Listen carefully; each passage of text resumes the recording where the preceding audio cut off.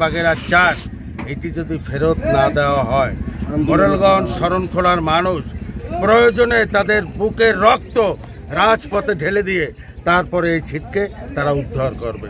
এই বাগেরহাট জেলা ৪টি আসন নিয়ে অবস্থিত। এই 4টি আসনে একটি আসন কেটে 3টি আসন করা হয়েছে। এর জন্য আমরা তীব্র নিন্দাবাদ জানাই।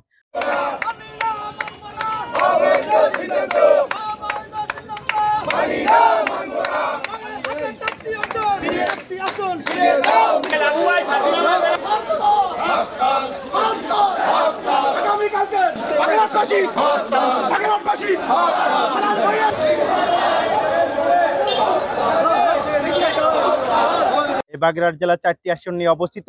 এই 4টি আসনে একটি আসন কেটে 3টি আসন করা হয়েছে। এর জন্য আমরা তীব্র নিন্দাবাদ জানাই। সব মশার বিরুদ্ধে সুরক্ষা দিতে এলো বসুন্ধরা এক্সট্রিম অ্যারোসল, মশার বিরুদ্ধে এক্সট্রিম সুরক্ষা। আমরা জানি মোরেলগঞ্জ 16টি ইউনিয়ন নিয়ে অবস্থিত। এই একটা উপজেলা দিয়ে 2টি আসন করা যায়, সেখানে কেমন করে 3টি উপজেলা নিয়ে একটি আসন ঘোষণা করেছে, এটি আসলে আমাদের বোধগম্য নয়। জানেন, সংগ্রাম পরিষদ সর্বদলীয় তারা আজকের সকাল 8টা থেকে বিকাল 4টা পর্যন্ত অবরোধ কর্মসূচি ঘোষণা করেছে। সেই অবরোধের অংশ হিসাবে আমরা 8টা থেকে রাজপথে আছি। শেষ পর্যন্ত আমরা থাকবো, লড়াইয়ে থাকবো ইনশাল্লাহ।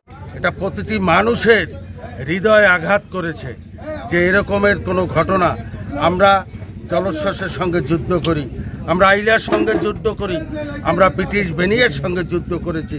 সুতরাং আপনাদের মাধ্যমে এই ইলেকশন কমিশনারকে জানাতে চাই, আমাদের সেই আগের সিট অর্থাৎ বাগেরহাট ৪ এটি যদি ফেরত না দেওয়া হয়, মোরেলগঞ্জ শরণখোলার মানুষ প্রয়োজনে তাদের বুকের রক্ত রাজপথে ঢেলে দিয়ে তারপরে এই ছিটকে তারা উদ্ধার করবে।